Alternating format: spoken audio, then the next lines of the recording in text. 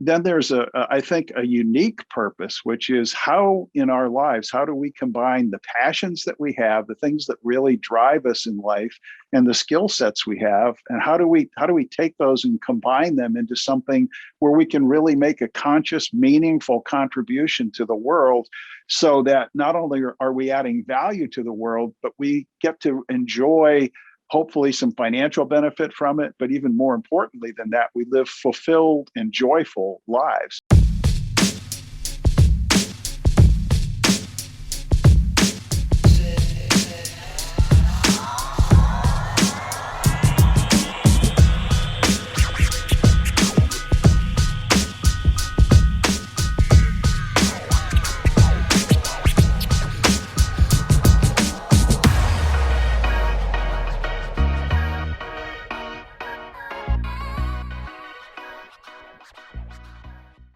Hey guys, welcome back to another episode of the Jeremy Kersten Show. Today we're going to be interviewing Gary Smith. He is a business consultant, he is a personal life coach, public speaker, and author. And we're talking about his latest book, which is Purpose Driven Achievement. This book is all about setting goals and how to go about achieving these goals. It's about fulfilling happiness through purpose in life. If you're new here, be sure to hit that subscribe button if you like content like this. Make sure you hit that like button so we can get this message out to more people, and hit the notification bell so you can be notified each time we upload a new episode. All right, guys, let's go ahead and get into the interview. All right, guys, thank you for tuning in to another episode of the Jeremy Kersten Show. Today we are with author, public speaker, and business coach, personal coach, Gary Smith. He is the author of his most recent book, The Purpose Driven Achievement. And today we're going to be talking about building our purpose, building goals, having passion, finding our passion, goal setting, just a lot of really good, useful information. Gary, thank you so much for joining us today. It's great to be with you, Jeremy. Looking forward to our discussion today. Yeah. So before we started recording, you were telling us or telling me a little bit about kind of how you got into this space from engineering, 20 something years ago. So tell us kind of how you went from engineering into consulting and personal development. Yeah, I started out, my passion has always been kind of how things work. And from that standpoint, I'm a very process related kind of guy. I mean, if you read through my book or anything, you'll see some flow charts in there. That's sort of the way my mind works. But I started out as an engineer. I spent 25 years in corporate America. About the first half of that was in the engineering field. So I started out, as you'd imagine, at the bottom of the ladder, climbed up to the top of the ladder in engineering, where I was running engineering organizations, and then eventually transitioned into operations management, and was actually, for the last 12 or 13 years, I was in industry. I was running companies for other people. And then 23 years ago, this past June, I stepped out on my own, originally as a business consultant because I come out of the business world. But as I got into it, I found out that a lot of times people were not really, they thought that they needed technical or logistic solutions, but a lot of times they were really dealing with people problems. And so I began working more as a business coach and a personal coach. And then to sort of add more value to the space that I'm in, I started writing books. And as you mentioned, the Purpose Driven Achievement is the fourth book that I've written. And I'm primarily focused on the personal development space as well as business development. And then I've expanded beyond that into doing professional speaking and training and that sort of stuff. So my real goal is just to help people discover and execute on their purpose, and to really help them find a way to create the lives they've always dreamed of. Purpose is sometimes debated as being kind of this human construct, that we kind of bring it upon ourselves to try to find purpose and find meaning in our lives and things like that. What is your opinion on kind of where purpose plays its role in our lives? I think that's a really interesting question, because I think, number one, a lot of times we get so tied up in the underwear of living our lives that we don't even really stop to think about purpose. And yet purpose is ultimately tremendously important. One of the examples I use sometimes is, I don't know if you've ever seen the movie about Steve Jobs that stars Ashton Kutcher. But when he comes back into Apple the second time and he sort of takes over, he gets rid of all of his board members, and he's sitting in the boardroom, and the only two people are with him are his board chairman and the corporate attorney. And the corporate attorney looks at him and says, "So, Steve, what are we going to do now?" And Steve sort of steeples his fingers, and you see this little smile start to form in the corner of his mouth, and he says, "We're going to make a dent in the universe." And I think when we think about that, I think that there are probably two elements to purpose.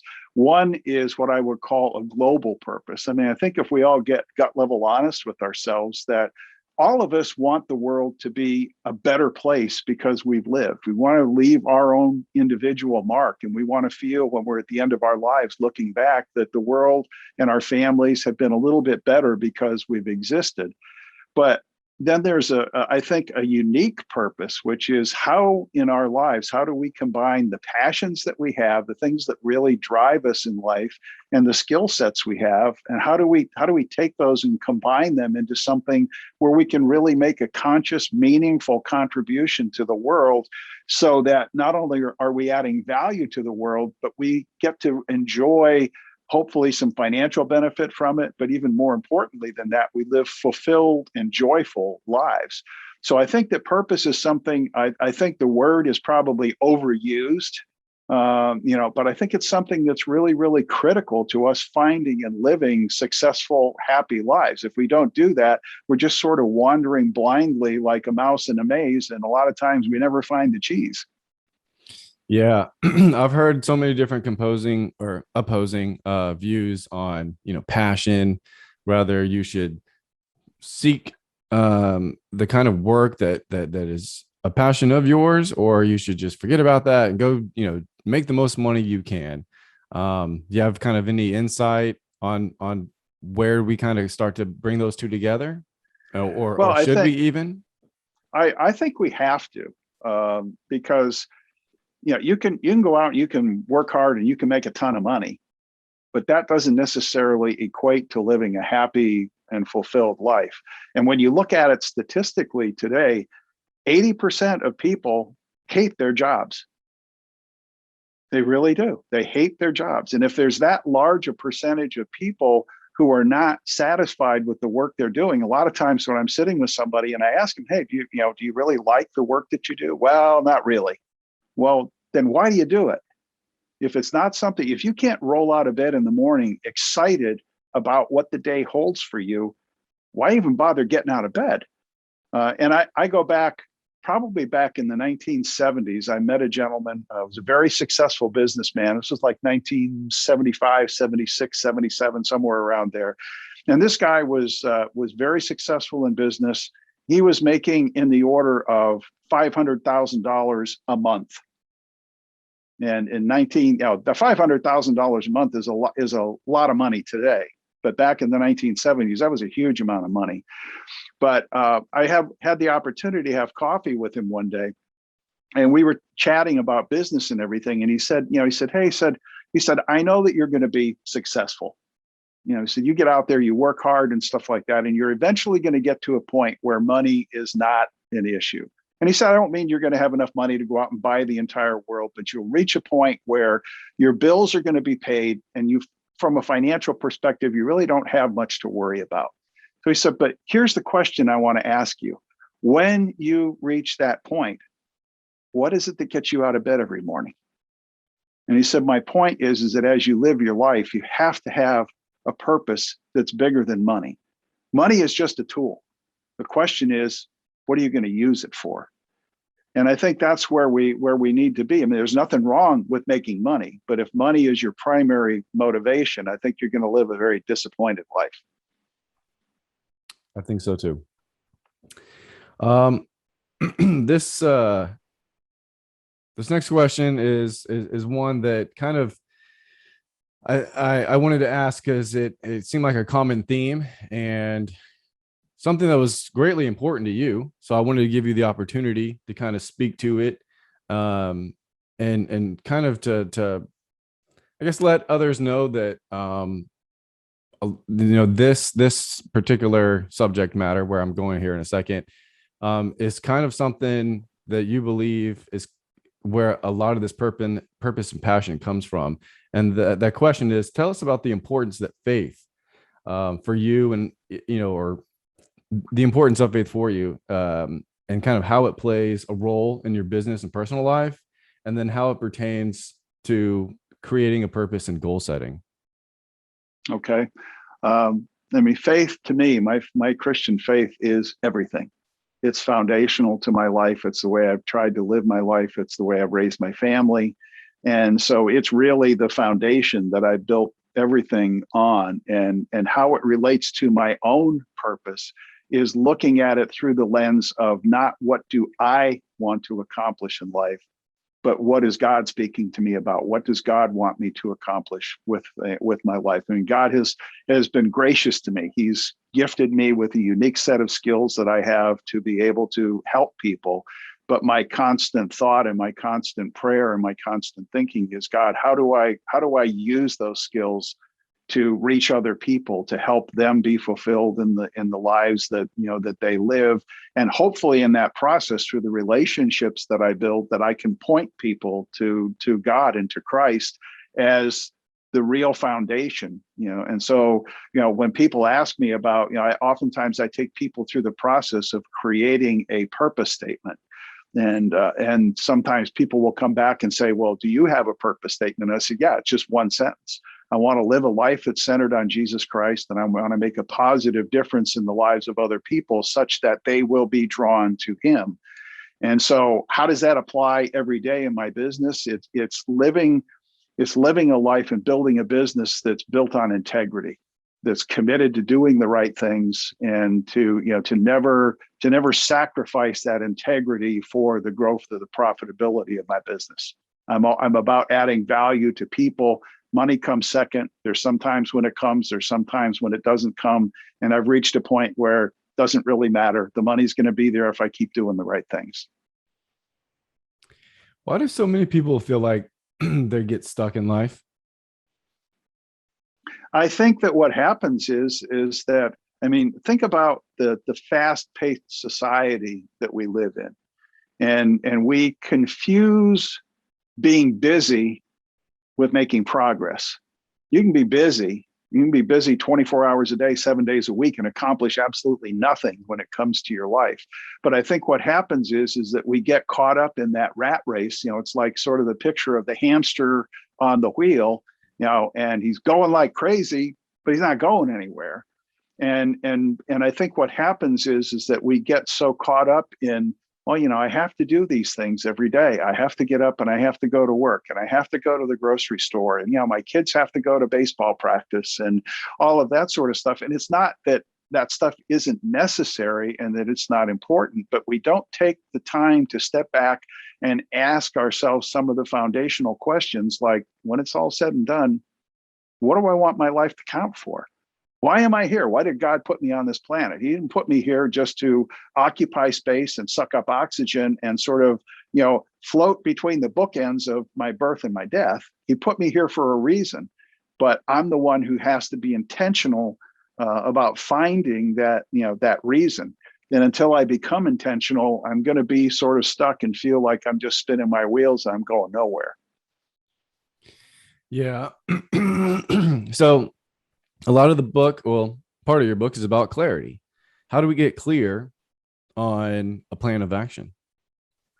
Well, I think it starts with finding your purpose, and that's going to be different things to different people. For me, early on in my life, it was spending a lot of time, in prayer and studying the Bible and looking at the skill sets and just asking God for wisdom to be able to figure out, ultimately what it is that I'm supposed to be doing.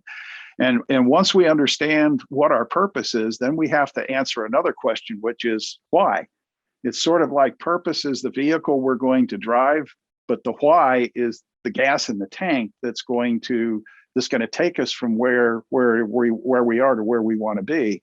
And I think that's really important to understand that, because when you're, no matter what you're doing, when you're pursuing anything in life, there are going to be challenges, and there are going to be situations where when you wake up in the morning, you go and you look at yourself in the mirror and you say, why in the world am I doing this? And when you ask yourself that question, you better have an answer. And that's where the energy part of things, the energizing of that purpose comes in. But then once we get to that point, once we understand what our purpose is, and we're excited about achieving that purpose, then we have to start asking other foundational questions like, okay, what does the realization of my purpose look like? What goals do I need to set? What things do I need to do? What things do I need to achieve in order to be able to see that purpose fulfilled? And that leads us to, setting hopefully some long-term big picture goals. But then the thing that I find a lot of times with people is that they look at those things and they'll look at a goal that's maybe 3, 4, 5 years out, and it looks so enormous to them that they think to themselves, oh, I could never achieve that. And so they, now that, because they haven't put a plan in place, because they don't have any practical way to achieve the goal really isn't a goal, it's just a wish. But if they'll take the time to begin breaking things down and say, okay, if I have a goal that's a year out there, let's break it down into chunks to say, what do I need to achieve this quarter? What do I need to achieve this month? What do I need to achieve this week? What do I need to achieve today? And as we were talking about a little bit earlier, Jeremy, it's getting to that point of being so granular that I know, what do I have to do today, right now, to achieve a goal that may be a year, 2 years, 3 years out there. And I think when we do that, we get a lot of benefit from it, because number one, we know what we have to do. But the real key to it is that we've taken that giant goal and we've broken it down into really, really tiny baby steps that we need to take, because the only thing I may need to do today is to send an email or make a phone call. And that's where two other key words come into play. The first is discipline, and the other one is consistency. You have to discipline yourself to begin doing that process, and then you have to develop the consistency to do it day after day after day after day. And when we do that, and we do it for 3, 4, 5, 6 months, at the end of 6 months, when we turn around and look back, it's just phenomenal what we've achieved, because those little baby steps build and build and build, and we begin to build that self-confidence muscle that says, I can do this, because I've already got 6 months of history saying I've accomplished it. And so when we get granular like that, so we take our purpose, we have the energy behind it, we define the long-term goals, and then we boil everything down to, what do I need to do today? And then we execute on that plan. That's where ultimately success comes from. Yeah, I liked in your book that, after every chapter, you had an action plan, you had like a little bit of homework to do. And a lot of it did come back to what you said a minute ago, which is something I wanted to get back to, which is the why. I think you might have quoted in your book that famous Simon Sinek quote, start with why. But yeah, it's something that we've all kind of heard. What are some examples of what that why looks like? I mean, we've got legacy, right, to our peers and our family. We've got just personal gratification. What are some other examples of why we really need to climb that mountain? Well, I think, getting back to what we talked about before, as far as my personal faith is concerned, I mean, one of the major reasons I'm doing it is when I die and I stand before God, I want him to look at me and say, hey, you weren't perfect, but you done good. And I want to, I want to be able to leave a legacy for my children. And it's not just a financial legacy, but it's a legacy of a life well lived, and a life that's lived on purpose. That to me are some of the real key things. But one of the exercises that I take people through is and it takes a little while to do, but if you imagine yourself being 90 years old, And imagine what you're going to look like when you're 90 years old. Get that picture firmly planted in your mind. And then imagine what you're going to feel like when you're 90 years old. And really begin to, if you really think hard about it and really begin to embody the emotions and the physical appearance and stuff. And then at 90 years old, imagine yourself being terminally ill and your doctor has just left your bedside and said, you've got less than 24 hours to live. As you look back on your life, ask yourself some foundational questions like, what are the things that I've accomplished in life that I'm most proud of? What are the things that I've done in life that I'm absolutely ashamed of? What are the things, like the relationships that I've had? What are the quality of the relationships that I've had with my spouse, with my children, with my friends, with my work associates? How would I make things different if I had the ability to do it again? And there's probably 100 different questions that you can ask yourself. But as you honestly begin to answer those questions, you begin to find the threads of who you are as a person. And that's where you can begin to take those threads and begin to weave them together. That will become the tapestry for the rest of your life. So the question becomes is, when it's all done and said and done, and you've tied off that last knot on the tapestry, what's that tapestry look like for you and why? Next thing I want to talk about is failure, because anytime that we start any endeavor, whether small steps or large, we're certain to come across some failures. So what should be our attitude towards those? I think the mantra for me is that if you've learned anything from it, it's really not a failure. It's a learning experience. One of the things that I struggle with early on, and I think we all do, because as human beings, when we fail, what do we tend to do? We tend to beat ourselves up. And you know what? I can stand in front of the mirror and say, why did you do that? That was so stupid. How could you have been so dumb? And guess what? When I ask myself a question like that, my mind can come up with all kinds of reasons why I'm stupid. But if I look at it from the standpoint, and I think it's all about the quality of the questions that we learn to ask ourselves. If I look at a failure in my life and say, what is it that I can learn from this? What lesson do I need to take away from this so that I will get better, so I'll improve, so I won't make the same mistake again? My mind can come up with lots of lessons that I can learn. And if I've learned something, then it's really not a failure. It's just a learning experience. But I think that we have to realize that failure is part of life. And we just have to learn to accept that. Nothing that we, there's what's the old saying, the best laid plans of mice and men often go astray. And so there are going to be times when situations are going to change. There are going to be times when we have to deal with difficult relationships. There's going to be times when we can't achieve the goals that we have set for ourselves and we sort of get ourselves off of track. But then we have to sit back and say, you know what? Plans change, decisions don't. I decided that I was going to accomplish this. And despite the setback or the failures that I've had, I'm going to keep on going. I'm going to say, okay, what's next? What's next? What's next? And I think that's where the why of your purpose, that energy that you have that's driving you, comes into play, because the energy is telling you, just keep on, keep on, keep on. Don't give up, keep pushing.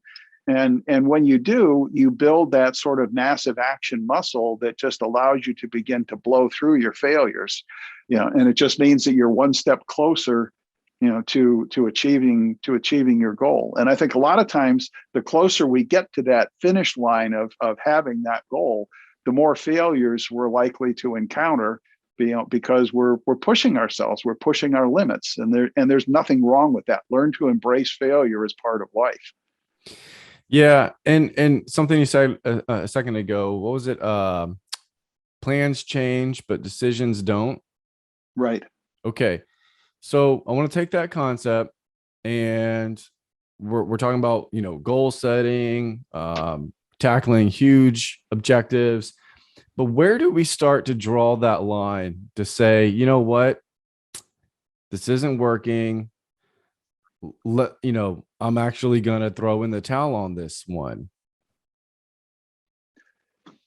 I think that that's one of the things that we have to be careful about, is that if we're pursuing a long-term goal, I think a lot of times people want to cast those long-term goals in concrete, and you can't. You can plan the next 6 to 12 months and pretty much put that in concrete. After that, everything has to be in sand, because you need to be open to things that are going to change. Because you might have a direction that you're taking, but what happens when God comes along and drops an opportunity in your lap? You need to be able to evaluate that and make the appropriate changes, but we always have to do it with that key purpose in mind. If we're really serious about achieving that purpose, we need to evaluate every opportunity and every potential change in the light of, is it going to take me closer to my purpose? It may take me on a different road, but am I still going to move out and achieve that purpose in my life? And if the answer to that is, yeah, it's going to take me to the purpose, it's a better use of my skills, maybe it'll get me there a little bit quicker, then those are the things we need to think about when we're making changes. So change is not necessarily a bad thing. A classic example of that is, after I had been in business for about 10 years, my mother came down with dementia, and she could no longer live on her own. And so I became her primary caregiver. She actually moved into the house here with me and my wife. And for 7 years, she lived here and I had to take care of her. Did that change my life as far as I had to go back and restructure some of the goals that I needed to achieve? Absolutely, it did. It had a huge impact on my life. Did it change my decision to achieve my purpose? Absolutely not. Didn't dissuade me for 1 minute. So we need to have that degree of flexibility in being able to do things. And I think the other thing that plays into that, Jeremy, is, and I talk about it in the book, and that is a corrective action process, because we're going to be in the process of doing things in there, and we need to be constantly asking ourselves what's working and what's not working. You may come up with a marketing plan for something and get into it and find out after 3 or 4 months that you're not getting the results that you want. Well, what are you going to do? You're going to throw in the towel? You're going to keep doing the same thing and getting the same results? Or are you going to reevaluate what's going on and saying, okay, this is not working. What can we do? How do we go about achieving this? And you got to get creative about looking at things and being willing to sometimes take those side streets, take a different approach in order to be able to see those things happen. So in other words, the road to your purpose can look many different ways. Yeah. And it's rarely, I think sometimes we see things, that I'm here and my purpose is over here, and there's a straight line in between the two. Let me tell you, it ain't so. Yeah. You're going to take lots of detours and run into dead ends that you're going to have to turn around and come back from, but that to me is the exciting part of the process, is that I wake up in the morning and I'm not sure what's going to happen. I know what I'm trying to accomplish, but the only thing I can do is control what I do. I can't control the results necessarily that what I'm doing will produce. All I can do is evaluate the results and then respond accordingly. But that to me is the exciting part of it. It's the joy in the journey kind of process, where I'm not looking so much to celebrate the end goal or the victory when I get to the achievement of my goal, as I am about enjoying the process every single day. Yeah, I think the process is one area that a lot of people, including myself, sometimes struggle with. You got your eyes on the prize so much, and it's doing the daily tasks of work that sometimes don't show any type of results right away. And it can be disheartening and kind of throw you off and make you think that maybe this isn't working.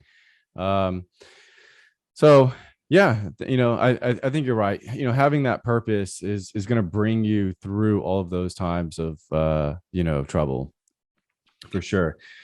At the end of your book, purpose driven achievement, you talk about celebration. So let's talk about kind of what that looks like and why we should be doing it for ourselves throughout the journey. I think that we need to constantly celebrate, if you will, because I think it's important for us to recognize the little achievements in life, recognize the progress that we're making, and it's not just the progress toward a goal, but it's the progress in who we're becoming as people. One of my mentors, John Maxwell, has what he calls the law of the lid. And he said, imagine yourself being in a jar with the lid on top of it. And that lid on the jar is the ceiling that you have artificially created for yourself. And you're never going to be able to push that lid up until you become someone different. And so celebrating the things, looking back and seeing what skills have I developed? How has my mindset changed over a period of time? How have my relationships with other people changed? How has my caring toward others changed? How am I progressing? And I think it's important for us to be able to celebrate those little things. And it doesn't have to be like, well, I'm going to go on a world trip because I became a little bit better person. But it could just be something like, hey, I'm just going to go out and take a walk and enjoy nature for a couple of hours. Or I'm going to grab my wife and I'm going to go to Chick-fil-A and grab a sandwich and just sit down and just talk about the things that I've experienced. I think that those are the types of things, those little celebrations are what really, really, help us. And it's learning to appreciate the small things in life. I think it was Tony Robbins one time said that, he said, what would you rather have? Would you rather have 20% growth in 1 year, or would you rather have 1/10 of 1% growth every day? And when you multiply it out, the 1/10 of 1% growth is hugely greater than 20% in a year. But do we take the time to appreciate that 1/10 of 1% progress that we make every day? If we do that, we'll be happy people. And happy people are always more productive. Absolutely. Gary, let's give some of the listeners a couple quick little actionable items that they can do today after listening to this interview. What's something that they can do other than going and checking out your book, of course, where the better bulk of the information is, but what are some things that can get the wheels kind of spinning for them? Well, I think first step is to get serious about your life and realize that you're the one who's in charge. God has put you on this earth, and he can give you some promptings and stuff. But bottom line is we need to be intentional about what we're doing. So, what I recommend is, get yourself a dedicated notebook and spend some time thinking about your life and really asking yourself, and being honest with yourself in your responses to serious questions of why am I here? What is it that I really want my life to be about? And use that as the foundational thing, and then answer that second question with okay, when I've identified things, the second question is why do I want to achieve that? Why do I want to achieve that purpose? What's important to me in doing that? And then, I would go beyond that and say, how do I use the skills and the passions that I have? How can I employ those things? And what gaps exist in my life? What are the things that I need to either improve upon, or what things do I need to learn? And who ultimately is the person I need to become? And if you start taking some of those basic steps, and if you're really willing to be honest with yourself, which for some people is a real struggle, because as human beings, we are great rationalizers. We can rationalize a lot of our own bad behavior. But if we really allow ourselves the time to get gut level honest with ourselves, and not from the standpoint of beating ourselves up, but looking at it from the perspective of it is what it is. Where I am in life now is just where I am. And how I got here has nothing to do with where I go from here. But when we start to answer those questions, we begin to get a sense of who we are and what is really meaningful to us in life. And that's what I would recommend as a great starting point for people. Excellent. Gary, is there any other kind of tidbit of information you want to add real quick? I would just say, never give up on yourself. So much of the time we look at life through the negative aspect of saying, I can't do that, or that's not possible. One of the things I learned early on in my career as an engineer is it's not a matter of whether it can be done or not. It's a matter of how do I go about doing it. And so, if you begin to look at things through that positive light to say, it's not a matter of if it can be done or if it can't be done, it's going to get done. Am I going to be the one to do it? And how do I go about doing it? Yeah, I like that a lot. I mean, it does take a certain level of faith and definitely persistence and discipline to see that out. But ultimately, that I think that is the winning mindset. Gary Smith, thank you so much for coming on today. Again, guys, the latest book is Purpose Driven Achievement. He does have a few other books as well in the portfolio. But Gary, thank you so much for coming on the Jeremy Kersten Show today and sharing all your wisdom with all of our listeners. Thanks very much, Jeremy. It's been a real pleasure. All right. And Gary, where can people find you? Best place is, just my name, GaryLSmith.com. They can find everything that they need from there. There's links to my YouTube channel and my books and everything. And I'd certainly welcome hearing from your listeners. If there's anything I can do to help, please reach out. All right. Well, thank you again so much. Thank you. God bless. All right. Bye-bye. Hey, thank you so much for watching this interview with Gary Smith. I hope you enjoyed it. Please let me know what you thought down in the comments below. Be sure to check out Gary visiting his website. Also, watch some more videos here on the Jeremy Kersten Show by clicking here or clicking here, and just to see what else we got. I hope you guys have subscribed already. Hitting that subscribe button, hit the thumbs up, notification bell. Yeah, I've already said it all. Hey, take care, guys. Peace.